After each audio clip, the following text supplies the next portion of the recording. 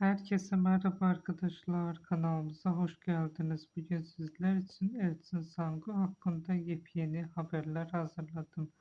Elçin Sangu son dönemde hem kariyeri hem de hakkında ortaya atılan iddialarla yeniden magazin gündeminin en çok konuşulan isimlerinden biri haline geldi.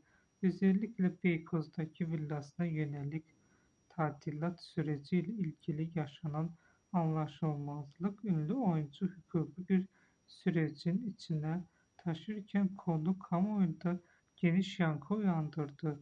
Bir işçi yaptığı çalışmaların karşılığını alamadığını iddia ederken dava açtı. Sangu ise ödemelerin belgelerle yapıldığını savunarak iddiaları reddetti.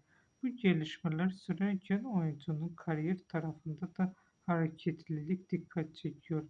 Daha önce Çağatay Ulusoy ile birlikte rol aldığı Uykucu filmiyle adından söz ettiren Sangu'nun yeni projeler için görüşmeler yaptığı ve özellikle dijital platformlara yönelik yapımlarla geri dönüş hazırlığında olduğu konuşuluyor.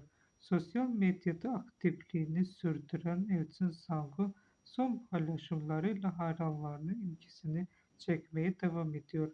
Doğal görünümü ve yıllara meydan okuyan tarzı takipçiler tarafından sık sık övgü alırken oyuncunun popülerliği koruduğu görülüyor.